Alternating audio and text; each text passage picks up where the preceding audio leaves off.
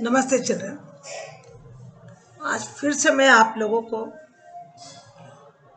Model paper 4 प्रश्नों में चौथे में जो अब तक कंटिन्यू हमारा संदर्भ से व्याख्या में आपको बता रही थी, उसी के अनुसार देखो मैं आपसे कहा था कि आप उनको जैसे उसमें बता रही उसमें आप अपने पाठ्य पुस्तिका में उसको टिक करते रहिए। अब पुनः ये मॉडल पेपर 4 में आपको ये पहले हो चुका है। मृदुल जोशी का कवि ऋतुराज जी में कन्यादान में से जो मैं पाठ बता चुकी थी, लड़की अभी सयानी दुख बाचना नहीं आता था, ये मैं पहले आपको बता चुकी हूँ। वही इसका सार इसमें वापस हुआ, इसलिए आप उसको दो बार टिक कर लीजिए। दूसरा आपको दिया गया है, मोरन को सोर घनघोर चहू मैं झूली बा सुहावनो लगत है। याद करिए, आपको होना ये हमारे कविता में पद्माकर की लिखी कविता से ली गई पंक्तियां है। इसको आप सुनिए और अपने बुक में टिक भी करिए। और इसको आप 2 बार करना, जिसमें 2 बार 3 बार जो बार बार आया है वो समझना है कि वो ज़्यादा ही अति श्रेष्ठ है। अब मोरन का शोर घनघोर चहू में झूली वो सुहावनो लगत है। अब देखिए, इसमें बताया गया आपको कैसे लिखना है इसका संदर्भ से। प्रस्तुत पाठ पद्यांश हमारी हिंदी पाठ्य पुस्तक उमंग 2 के कवित नामक कविता से लिया गया है। सेम जो पहले लिखे वही लिखना है कविता के। इसमें कविता छंद होने के कारण इस पाठ का नाम कवित पड़ा है। इसके रचयिता पद्माकर है। जो हमने पहले कहा था बस वही उसी तरह से लिखना है आपको। और रीतिकाल के सुप्रसिद्ध कवि, ये कवि छंद के सिद्ध हस्त कवि है। प्रस्तुत कविता में कवि ने किसका वर्णन किया है? सावन महीने का वर्णन किया है। ये भोर का शोर घनघोर चहू में झुलुगो सुहावनो लगत है। ये वर्णन आया तो समझना कि ये सावन मास के अंदर कवि ने अपनी कविता में बताया है। अब इसकी व्याख्या कैसे करेंगे? पद्माकर कहते हैं कि सावन महीना अपने अभिमान, मान तथा प्राण से प्यारा लगता है। यानी सभी को, बच्चे को, बूढ़े को, जवान को, सभी को ये श्रावण मास अच्छा लगता है। इसकी शोभा मन भावन रहती है। मन को भाने वाला एक सेंटेंस दी तो आपको अगर मैंने कहा कि इसका संक्षिप्त उत्तर लिखो तो क्या लिखेंगे आप? मन भावन। मन को भाने वाला मन भावन, मन को प्रसन्न करने वाला मनमोहित।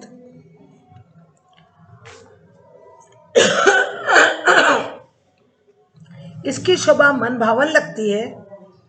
शोभा यानी सुंदरता। यहाँ पर शोभा किसी का नाम नहीं है, बल्कि शोभा का अर्थ है सुंदरता। चारों ओर घनघोर मेघों को देखकर मोर नाच रहे होते हैं। अब देखिए, सबसे पहले श्रावण मास के अंदर बादलों की छटा को देखकर कौन अति प्रसन्न होता है? मोर।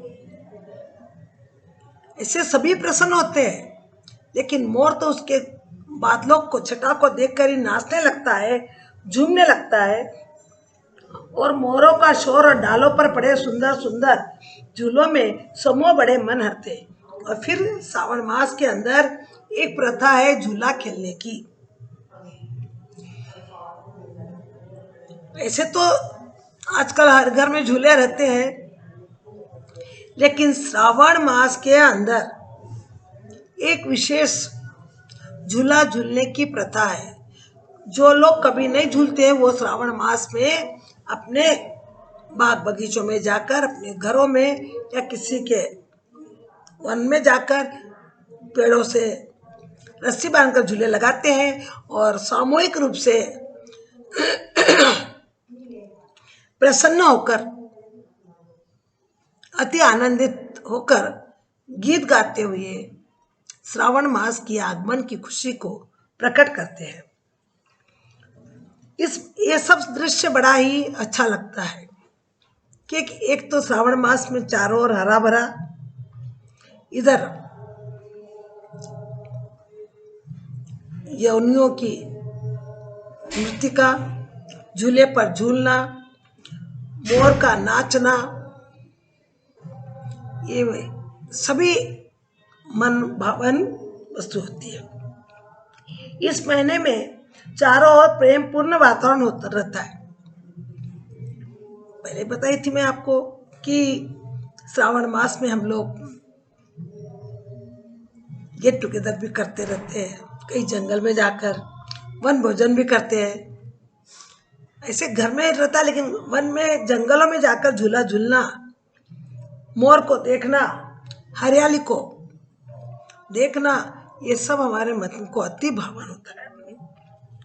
प्रेम सरसाना और मेघ बरसाने वाला यह सावन का महीना बड़ा ही सुहावना होता है। सावन के महीने को कवि ने क्या कहा है? प्रेम सरसाना, यानी प्रेम को चारों और रसमय बनाना, और बरसाने वाला, और सावन का महीना मेघ बरसाना, बादलों में उन मेघों को देखकर जो आनंद होता है, उसको देखकर बच्चे, बूढ़े, किसान, मोर, सभी लोगों को आना, और हमको भी विशेष करके, क्योंकि यह महीना कौन से महीने के बाद आता है? इसके पहले कौन सी ऋतु रहती है? गर्मी की ऋतु रहती है, और गर्मी की ऋतु में हमारा हाल बेहाल होता है। और जब बारिश की बूंदें पड़ती है, बादलों को देखते हैं, नभ को गरजते हुए सुनते हैं, तो हमारा मन अति आनंदित होता है। यही इस पंक्तियों का भाव कवि ने सावन महीने के अंदर कविता में कवि पद्माकर राव ने बड़े ही सुंदर ढंग से किया है। प्राण हूं तो मैं प्यारा, प्राणों से प्यारा होना मुहावरा है। अब ये देखो, इसमें कुछ शब्द है, विशेष क्या आया? प्राणों से प्यारा होना। ये शब्द क्या है? मुहावरा है। शोर घनघोर छवि छावनो अनुपास अलंकार के सुंदर प्रयोग है। यानी इसमें क्या है? चारों ओर घोर, शोर घनघोर, छवि छावनो, छवि यानी सुंदरता, चारों ओर सुंदरता भरी हुई रहती है। यह अलंकार अनुप्रास अलंकार है। पंक्तियों में उतार चढ़ाव कविता का सौंदर्य बढ़ाता है। तो इस प्रकार से इसके गुण है। ये हमारा युवा। अब यहाँ पर देखिए आपको ये कविता, सूर लोग यहीं पर सुख ओक है, हमारा कैसा सुंदर सुहा रहा है। ये हमारे सुंदर भारत कविता में से लिया गया। ये भी आपको मैंने बताई थी पहले, इसमें से हमारा आ चुका है, लेकिन ये भाव नहीं आया है। कवि परिचय वही है कि प्राकृतिक सौंदर्य का स्वदेश प्रेम तथा समाज के सुधार में श्रीधर पाठक जी ने बहुत ही सुंदर ढंग से इस कविता में हमें बताया है कि अपने भारत को क्यों सुंदर कहा गया है, या किस कारण वो सुंदर लग रहा है। इसके बारे में कवि ने बहुत ही सुंदर तरीका से, सूर लोग यहीं पर, सुख ओक यहीं पर। लोग कहते हैं कि ऊपर स्वर्ग है, लेकिन हम कहते हैं कि स्वर्ग कहाँ है? धरती पर है। हम उस ऊपर के स्वर्ग की अभिलाषा करते हैं, और यहाँ इस स्वर्ग को हम लोग नजरअंदाज करते हैं। तो प्रस्तुत पाठ्य पुस्तिका में हमारी पाठ्य पुस्तिका उमंग से लिया गया है। इसके पाठ सुंदर भारत है, ये भी आपको मैं बता चुकी कवि परिचय लिखने के लिए, और उन कवि के बारे में, प्रकृति के कवि कैसे हैं, सौंदर्य, स्वदेश प्रेम तथा समाज सुधार की भावनाओं के कवि है। और इन्होंने प्राकृतिक हरित प्रदेशों और यहाँ की वर्षा ऋतु का शोभा का वर्णन किया। प्राकृतिक हरित प्रदेशों यानी हरा भरा, ये हम लोग नहीं करते। हमारे बगीचे में तो भी हम लोग बीज बोते हैं, पानी देते हैं, उसकी देखरेख करते हैं, लेकिन ये हमारे लिए क्या है, प्राकृतिक है। यहाँ कोई बीज नहीं है, कोई पानी नहीं है, सब अपने आप फलते फूलते और अपनी सुंदरता बढ़ाते हैं। तो हरित प्रदेशों को यार वर्षा ऋतु की शोभा का वर्णन कवि ने इस पंक्तियों में किया है। कवि कहते हैं कि भारत में स्वर्ग का सुख है, यह देवलोक है और यही सुखों का सागर भी है। हम स्वर्ग स्वर्ग ऊपर है बोलते हैं, स्वर्ग ऊपर नहीं है, स्वर्ग तो हमारे नीचे है और यही सुखों का सागर है। यहाँ के लोग स्वभाव से सज्जन, और जहाँ पर वहाँ के लोग स्वभाव से सज्जन, सज्जन यानी बहुत समझदार। सज्जन शब्द का अगर संधि विच्छेद करिए क्या होगा, सत प्लस जन। जो जन सज्जन होते हैं उसको कहते हैं सत प्लस जन, सत जन प्लस यानी सज्जन। यहाँ की धरती पवित्र है क्योंकि जहाँ पर लोग अच्छे हैं, जहाँ प्राकृतिक दृश्य अच्छा है, जहाँ धरती, वहाँ के लोग भी अपने आप अच्छे होते हैं। यहाँ की धरती पवित्र है जहाँ सब लोग अपने अपने धर्म के अनुसार रहने की स्वतंत्रता। हमारे देश के अंदर किसी को कोई पाबंदी नहीं है, सब अपने अपने धर्म के अनुसार जीते हैं, धर्म के अनुसार अपना कार्य करते हैं, अपने अपने धर्म को बहुत खुशी के साथ मनाते हैं। और यहाँ तक कि यहाँ के लोग हर एक धर्मों के त्योहारों में एक दूसरे में सम्मिलित होकर खुशी प्रकट करते हैं। इसलिए कवि ने इस सुंदर भारत को, इस धरती माँ को ही क्या कहा है, स्वर्ग कहा है। ऐसा स्वर्ग, ऐसा सुख हमको स्वर्ग में ऊपर नहीं मिलेगा। यहाँ धार्मिक सद्भावना बता दी मैं आपको पहले कि यहाँ धार्मिक सद्भावना व्याप्त है। ऐसा नहीं कि ये इनका त्यौहार है, ये मेरा नहीं है, हम मनाएंगे, इनको नहीं मना देंगे। सभी के त्यौहार सभी को मनाने का अधिकार है और सभी लोग उसमें सम्मिलित होते हैं। मेरा तेरा यहाँ पर कुछ भी नहीं है। यहाँ धरती पर ही मोक्ष का अनुभव होता है। यहाँ धरती पर ही क्या होता है, मोक्ष का अनुभव होता है। हम लोग सोचते हैं कि ऊपर मोक्ष है,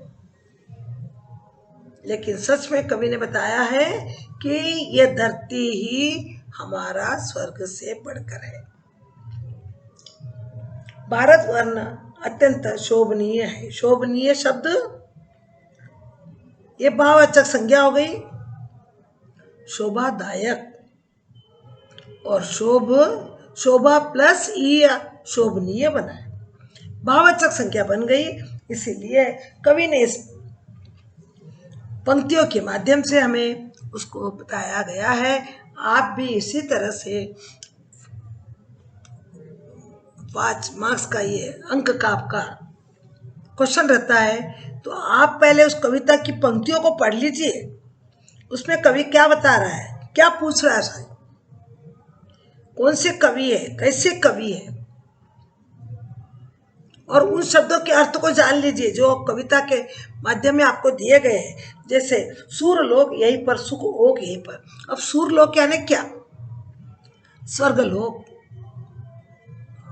इसको समझना कि हम लोग कहते हैं ऊपर स्वर्ग है, नीचे नहीं है, लेकिन यहीं पर है। कवि ने बताया है कि स्वर्ग भी यही है और सुख भी यही है। वहाँ पर आपको कुछ भी अनुभव की प्राप्ति नहीं होती है, वो समझ में नहीं आता। इसीलिए कवि ने इस पंक्तियों के माध्यम से हमारे सुंदर भारत का बहुत ही सुंदर शोभनीय वर्णन करते हुए विशेषता इसमें लिखना है कि हमें बताया है कि हमारी ये धरती ही स्वर्ग से कुछ कम नहीं है। बस खत्म इस बात के बाद। तो इस तरह से आपको संदर्भ से व्याख्या में आपको अच्छी तरह से पढ़ना है। अब इसी के अनुसार आप लोगों को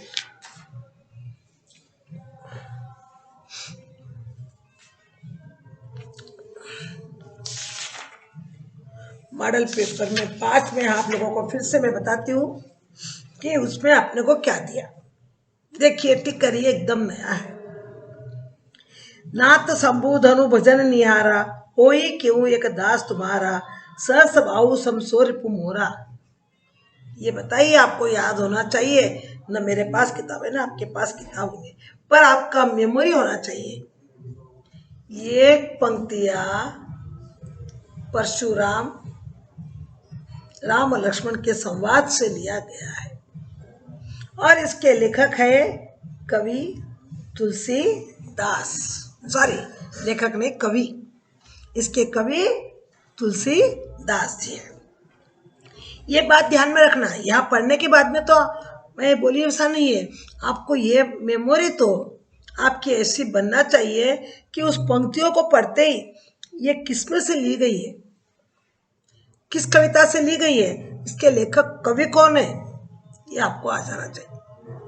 ये कला हमारे अंदर, ये पावर हमारे अंदर होना चाहिए। इसी की परीक्षा इस क्वेश्चन के माध्यम से आपकी की जाती है। सच बताइए, आप क्या संदर्भ से व्याख्या को आप बैठ करते हो? बस टीचर ने जब पढ़ाया था तो अब आपकी मेमोरी कैसी थी और आपको कितना याद है? आप उल्टा पुल्टा लिख देंगे कि इसमें से सुंदर बहार का है या फिर इसका कवित का है। जिसका है उसका अगर बराबर लिखे, उसका लेखक के बारे में बराबर लिखे तो आपके अंक पक्के।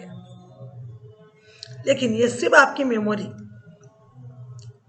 अगर आपने अपनी मेमोरी को ध्यान में रखा तो इसके लिए सिर्फ आपको एक ही करना है कि जब टीचर पढ़ाते हैं, आप तो फिर भी 2 बार 3 बार पढ़ लेते हो, परीक्षा के समय भी किताब खोल के लिखते हो, हम आपको कभी पढ़ाते नहीं। पढ़ाने के बाद एक ही टाइम जब आपका पीरियड होता है उसके बाद में हम छोड़ देते।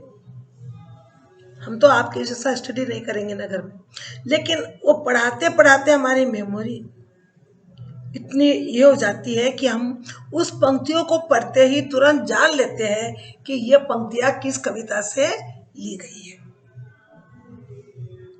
ये तो आपकी तो हमारे से भी ज़्यादा मेमोरी होनी चाहिए। बस इसके अंदर सिर्फ आपकी मेमोरी की परीक्षा होती है, इस बात को ध्यान रखिए। अब देखिए, इसमें प्रस्तुत पद्यांश हमारी हिंदी पाठ्य पुस्तिका उमंग 2 के राम लक्ष्मण परशुराम संवाद नामक पाठ से लिया गया है। इसके रचयिता गोस्वामी तुलसीदास जी है। अब गोस्वामी तुलसीदास के बारे में आपको यह पाठ उनकी सुप्रसिद्ध रचना है और ये सबसे इनकी लिखी सबसे प्रसिद्ध रचना कौन सी है? रामचरित्र। ऐसे कई लिखी इन्होंने, लेकिन सबसे प्रसिद्ध कौन सी रचना है? रामचरितमानस। क्योंकि ये किसके भक्त थे? तुलसीदास जी राम के भक्त थे और उन्होंने रामचरितमानस में मर्यादा पुरुषोत्तम का जन्म से लेकर एंड तक उनका वर्णन किया है, जो आज भी एक ग्रंथ के रूप में लोग उसको पढ़ते हैं और राम के प्रति जानकारी प्राप्त करते हैं। प्रस्तुत पंक्तियों में धनुष भंग करने के बाद क्रोधित परशुराम को राम अपने विनम्र वाणी द्वारा शांत कर रहे हैं। परशुराम को शिवजी बहुत प्रिय थे और शिवजी का धनुष किसने तोड़ा या वह टूटा हुआ धनुष को देखकर उनका क्रोध आना उचित था, क्योंकि जो वस्तु हमको प्रिय होती है, जिसको हम मान्य समझते हैं, अगर वो हमारे कोई उसको तोड़ दे तो आपको ऐसा भी क्वेश्चन आएगा इसमें कि परशुराम का क्रोध उचित था या अनुचित था, ऐसा भी क्वेश्चन आता है आपको।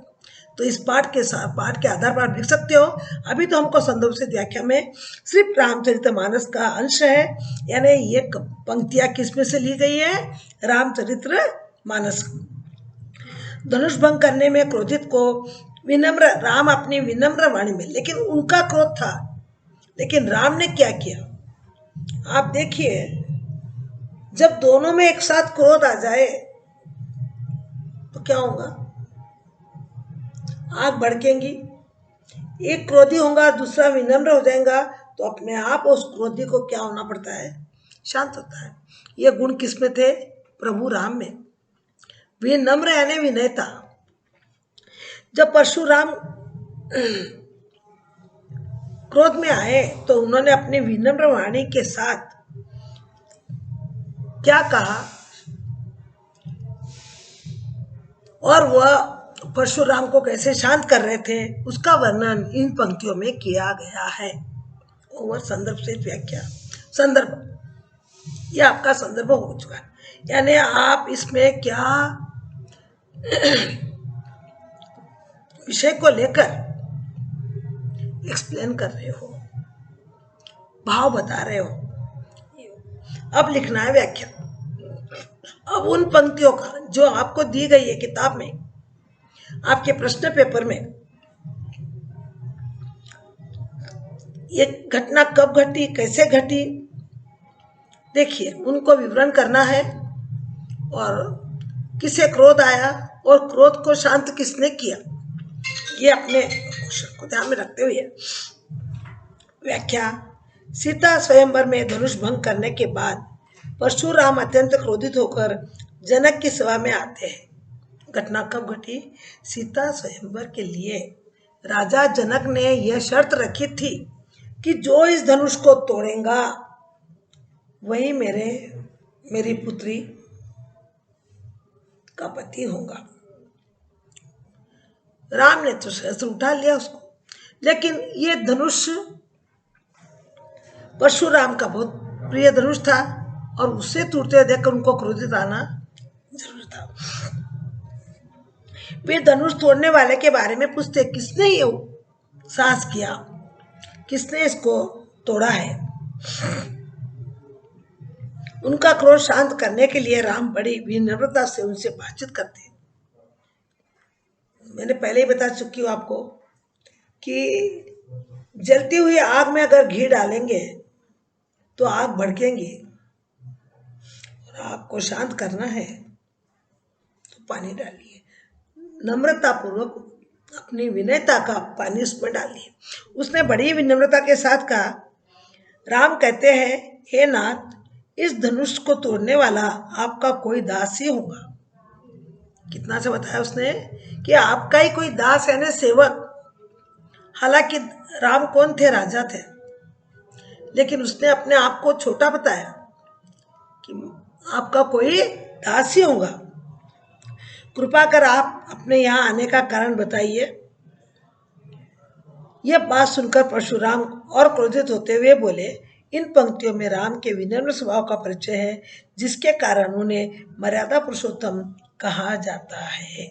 लेकिन उसने कहा, उसने बड़ी विनयता के साथ पूछा कि आपका कोई दास ही होगा, तो आप बताइए, आपने यहाँ आने का कारण बताइए। ये बात सुनकर परशुराम क्रोधित हुए, पर उसकी बातों में क्या थी, नम्रता थी, विनयता थी। इसीलिए विनम्र स्वभाव से परिचय के कारण वह मर्यादा पुरुषोत्तम के नाम से जाने जाते हैं।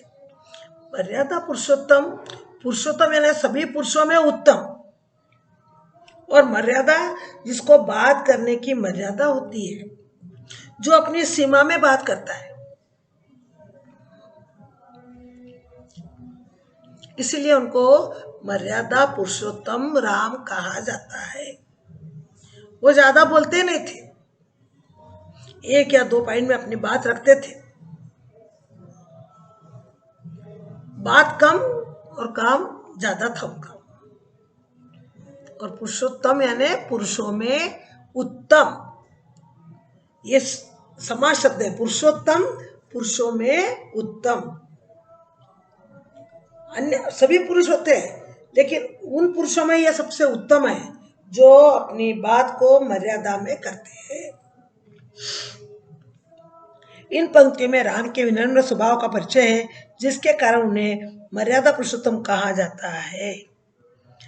कितनी अच्छी बात हुई कि क्रोध में आने वाले परशुराम का भी क्रोध क्या हो गया, शांत हो गया।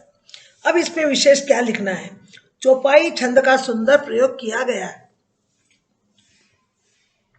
और संवाद का चौपाई के रूप में प्रस्तुतिकरण उत्तम है। चौपाई क्यों किसे कहते हैं ये भी हम इसमें हमको लिखना नहीं है किसे कहते हैं, पर एक समझना है। 4 लाइनों का एक जो होता है भाग प्यारा होता है, उसको बोलते हैं चौपाई। तो का होता है वो दोहा, और एक स्टेंजा में एक भाग में होता है, उसको बोलते हैं कविता में वो रहते हैं। उसमें का प्रस्तुतिकरण उत्तम है। कहा कहिए किन में अनुप्रास अलंकार का सुंदर प्रयोग किया गया। कहा कहिए किन में, इसमें अनुप्रास किसको क्या कहे, ऐसे इस प्रकार से इस कविता का भाव कवि ने आपको संदर्भ से व्याख्या लिए। अगर आप इस लिखोगे तो आपको 5 अंक। आप बिल्कुल इसको निगलेक्ट मत करिए, सोचिए। छोटी छोटी बातों को अगर आप ध्यान में रखोगे, मार्क्स मिल जाएंगे, आपको पास हो जाएंगे। लेकिन आपने कभी न्यूज़ भी पढ़ रहे होंगे कि इस बार कोई भी ऐसा नहीं है कि जो पास नहीं हुआ उसको भी पास कर दिया जाएगा। इस बात को छोड़ दो, कोई आपको ढकलम पट्टी नहीं है। अच्छे नंबर में आने वाला ही पास होगा, नहीं तो नेक्स्ट ईयर के लिए गोता खाते बैठना। और हमें यही समझना है कि हमें अच्छी तरह से पाठ परीक्षा लिखनी है, और कुछ भी नहीं है। आप लोग जो सोचते हो, श्रद्धा भक्ति प्रेम से अगर आप लोग लिखने बैठोगे तो कोई चांस नहीं होगा कि आपको कोई फेल होने का मौका जाए। बस इन पंक्तियों को समझो, इसमें उसके भाव क्या है, किसने किसको क्या कहा, क्यों कहा, उसका एक्सप्लेन कर दो। लेखक कवि का परिचय में, कवि की भाषा कैसी है, कवि का व्यवहार कैसा है, ये सब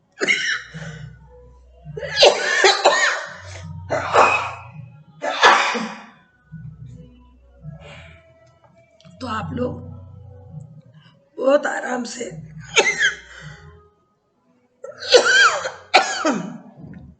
इस पाठ को लिख सकते हो।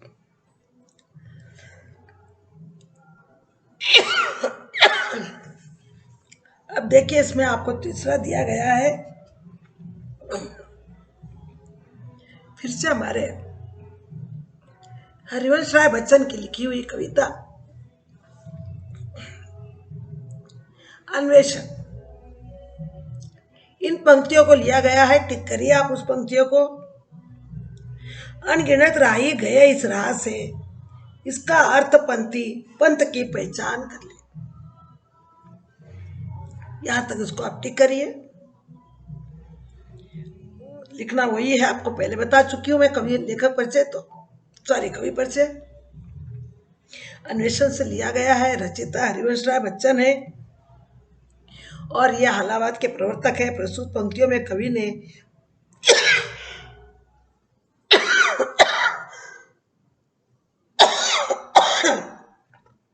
महापुरुषों के जीवन की बात को बताया है।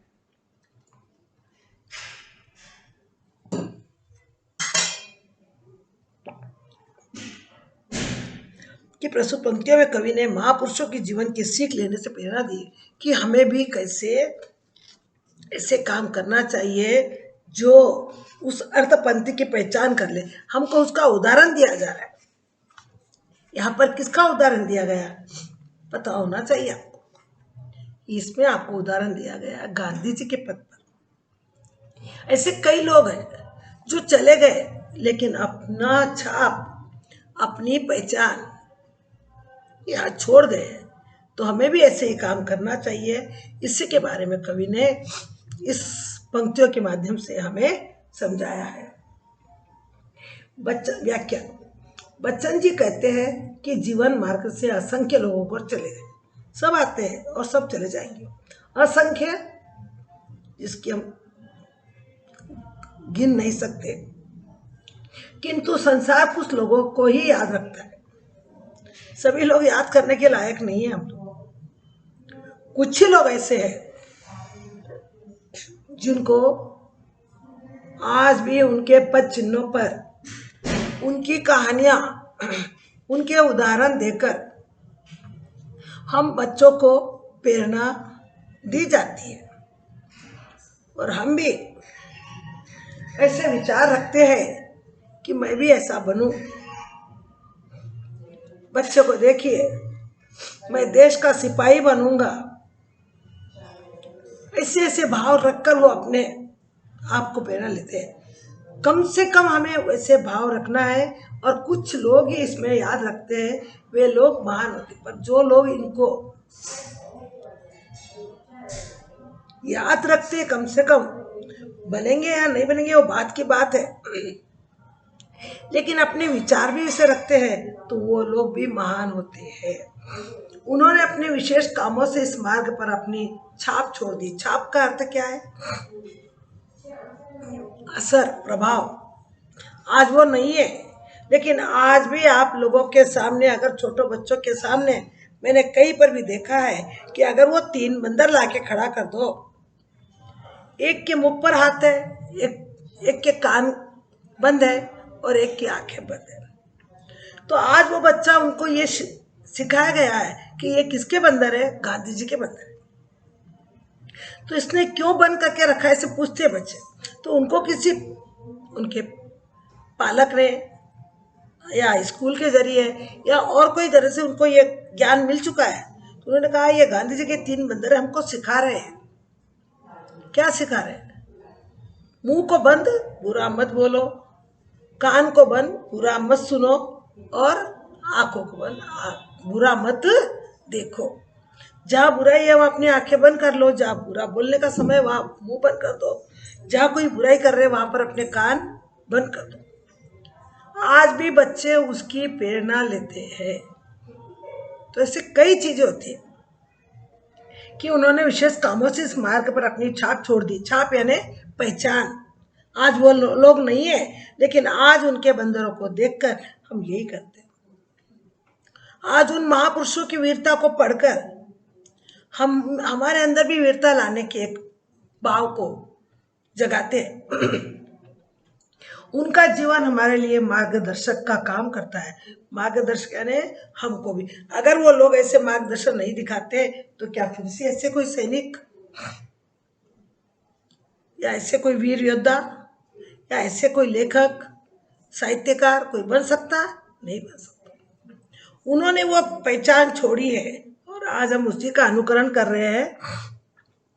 हमें उन महापुरुषों का के गुणों का, कर्मों का अनुसरण करना चाहिए। कर्मों यानी कार्य और गुण यानी उनकी अच्छाई। आज हम उनके अच्छे गुणों को अनुसरण करेंगे तो जरूर हमारा मार्ग भी सरल बनेगा। उनका अनुसरण करने से हमारा जीवन अवश्य सार्थक होगा।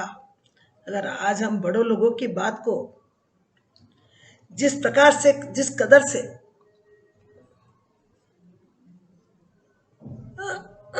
मतलब समझने का प्रयत्न नहीं करते, मजाक करते हैं उनसे,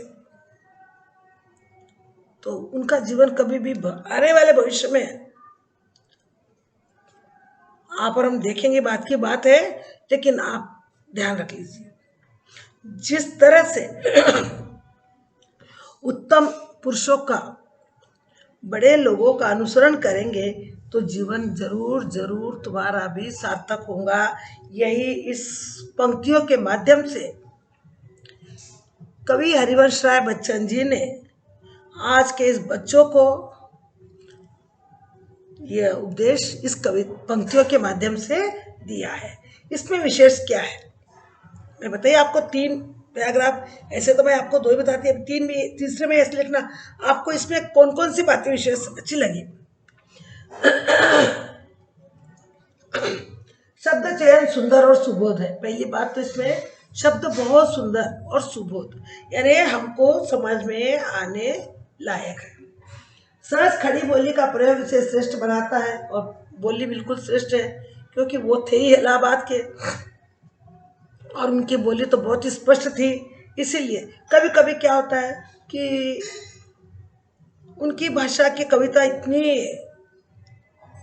जैसे हार्ड होती है। जैसे आपने लास्ट ईयर 9th क्लास में पढ़ा था ललयदबद्ध की कविता, उसका परिचय पढ़े तो ही हमको लगता है कि अरे बाप रे क्या है ये, लेकिन जब एक्सप्लेन के दौर पर आपको भाव समझाया गया तब आपको कहीं आसान लगता। लेकिन इनके पास हरिवंश राय बच्चन का तो एक विशेषता है कि इनकी भाषा बहुत ही सरल थी, श्रेष्ठ थी, और अर्थपंक्ति में अत्यानुप्रास अलंकार का प्रभाव हुआ। अर्थपंक्ति, अभी अर्थपंक्ति यानी क्या, इसमें अत्यानुप्रास अलंकार का भी उन्होंने प्रयोग किया। अर्थ का अर्थ यहाँ पर मतलब भी होता है, अर्थ का मतलब यहाँ पर धन भी होता है, और पंथी यानी मुसाफिर, राहगीर जो चलता है रास्ते पे, जो चलकर अपने पद को पीछे छोड़ जाता है। पद को छोड़ना बोल तो हम भी हमारे पद को छोड़ सकते हैं, ये पद नहीं है उनकी अच्छाई। जैसे मैंने पहले आपको बता दिया कि उनके आज भी 3 बंदर अगर इस मुद्रा में मिले तो लोग कहते हैं कि ये गांधी जी के बंदर है, और इन्होंने इस बंदर के माध्यम से हमको यह समझाया है। छोटे बच्चों को भी क्योंकि इस कहानियों को लेकर उनको ये बताई गई है तो उनको ये पूरी तरह से याद है। ऐसा प्रभाव गांधी जी ने लोगों पर छोड़ा है। सुंदर छंद का प्रयोग हुआ है, इस तरह से यह पंक्तियाँ बहुत ही सरल सुंदर मानी गई है। अब इसी के अनुसार आपको पहले बता दी मैं आपको कि क्वेश्चन के अंदर 3 आपको संदर्भ से व्याख्या देंगे, उसमें से लिखना एक ही है। देखो कितना सारा चॉइस। अब उसके ऊपर भी अगर हम लोगों ने एक अच्छे स्टूडेंट्स बनके, विद्यार्थी बनकर अगर न लिखेंगे, उसमें जांचकर्ता की कोई भी गलती नहीं है, पालक की कोई गलती नहीं है। उन्होंने अपना तन मन और धन आपके ऊपर लगाया है, अब भविष्य बनाना आपका काम है। इसी तरह से आपको फिर से वही जो पहले मैं पढ़ा चुकी हूँ शायद, माँ ने कहा पानी में झांककर और स्त्री जीवन, ये हमारे कन्यादान की कविता में से लिया गया है, और इसके कवि ऋतुराज है। एक माँ अपनी बेटी को अंतिम समय में जो उपदेश देती है, अंतिम समय यानी विदा करते समय जो उपदेश देती है, उसी के बारे में वर्णन किया गया कि माँ ने बेटी को क्या सीख दी। उस प्राचीन समय का समय था ऐसा कि माँ हर बेटी को कहती थी कि बेटी घर को जाकर स्वर्ग बनाना, सास ससुर को कैसे समझना। लेकिन आज के लोग क्या सिखाते हैं, ये आधुनिक जीवन आपके पता है, 1 की 2 करने की पहली बात होती है। लेकिन इस कविता के माध्यम से कवि ऋतुराज जी ने आपको माँ ने कहा पानी में झांक कर, देखो कैसे शब्द है, क्योंकि पानी में झांक कर देखते हैं तो हमको क्या दिखाई देती है, पानी में झांकते हैं तो हमको क्या दिखाई देती है, अपनी परछाई। और लोग उस परछाई पर क्या हो जाते हैं, अकड़ करते हैं, घमंड करते हैं। तो कहा कि सुनिए, प्रदुष कविता उसमें हिंदी पाठ्य पुस्तक से ली गई है। इसमें कवियों ने अपना महत्वपूर्ण स्थान रखा। प्रस्तुत पंक्तियों में कन्यादान के समय में माँ बेटी को वस्त्र और आभूषणों के माया जाल में सावधान रहने को कहा कि आजकल लड़कियां क्या कहती है, हमने हमारे पेट से इतना लाया है, घमंड। फिर किसी के कुछ समझने नहीं आएगा। तो उस माँ ने क्या कहा है कि बेटी, ये जो वस्त्र आभूषण है, इसके माया जाल में तू कभी नहीं रहना, इसके ऊपर तू कभी घमंड नहीं करना। ये तो सिर्फ ऊपरी तौर से बताया गया है। तुझे तो माँ अपनी बेटी से कन्यादान से समय पानी में झांक कर कहती है कि रूप और सौंदर्य पर घमंड करना आग से खेलने के समान है। तुम अपने रूप का, अपने धन पर अगर घमंड करोगी तो तुम्हें कोई आग आग में गिरे वैसी होंगी तुम्हारा जीवन। क्योंकि आग होती है, आग रोटियां सेकने के लिए होती है, यानी नारी होती है वो जरूर जलती है, लेकिन जलते हुए में वो लोगों को संतुष्टि देती है। आग रोटियां सेकने के लिए होती है, इससे सावधानी बरतनी चाहिए। अगर आपने उसमें रोटियां नहीं सेक कर अपने आप को घमंड में अपने आप को ये कर दिया तो तुम स्वयं क्या हो जाओगी, उसमें जल जाओगी। तुम्हारी कोई भी व्यथा, कोई भी, भले ही डर के मारा कोई कुछ कर लो, लेकिन सही तरह से तुम्हारा स्वाभाविक प्यार नहीं रहेगा। ये एक अच्छी माँ की सीख है। इस कविता के माध्यम से कवि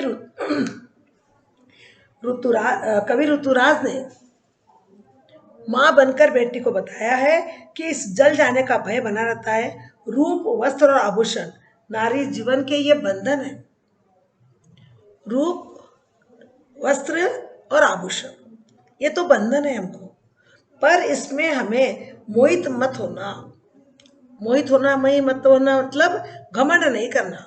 मेरे पास इतना रूप है, मेरे पास इतना धन है, मेरे पास इतने कपड़े।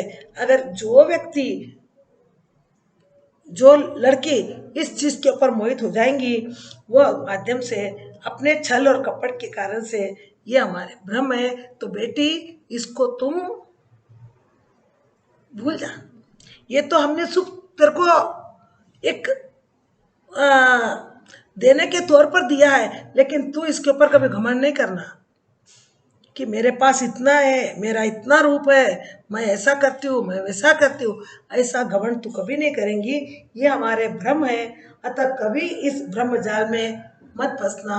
एक अच्छी माँ किस प्रकार से अपनी बेटी को सीख दे रही है कि ये सब हमने जो मान सम्मान दिया है, धन दौलत, आभूषण, कपड़े, ये सब सिर्फ तेरे बंधन है। और जो तेरे रूप के अंदर देख के तू इतराएंगी, घमंड करेंगी, तो तू स्वयं इसमें जल जाएगी। इस प्रकार से इस कथन के, इस पाठ के माध्यम से कवि ऋतुराज ने हमें माँ कैसे अपनी बेटी को सीख देती है, इस कविता के माध्यम से हमने सीखा, समझा। और इसका विशेषता है छंद रहित होते हुए वही कविता में लय है। यानी इसमें छंद भी है, अलग अलग है, लेकिन फिर भी इसमें लय है, गा सकते हैं। आपने देखा आजकल तो इसका प्रोग्राम स्टेज पर भी बच्चे कर रहे हैं, क्योंकि कुछ लोग ऐसे हो रहे हैं। कुछ ऐसे भी लोग हैं कि बेटी को आने से पहले ही समाप्त कर देते हैं, लेकिन बेटे के बिना तो कोई अंश है नहीं। आग के माध्यम से अद्भुत चमत्कार, जैसे आग तो होना ही है। अब आग को आपने सावधानी से नहीं बरता तो आग आपका जल जाएंगे, आपके हाथ जल जाएंगे। आप आग को देखकर आप सावधानी नहीं करेंगे तो आपकी उंगलियां जल जाएंगी। तो हमें सावधानी रखना है। इसी प्रकार से बताया है कि आग के माध्यम से अद्भुत चमत्कार होता है, सरल शब्द और प्रभावशील है। इस तरह से आपका इस पाठ में यहाँ पर आपका संदर्भ से अभी तक रिवीजन में हो चुका है, और आगे आने वाली क्लास में आपका रिवीजन होगा।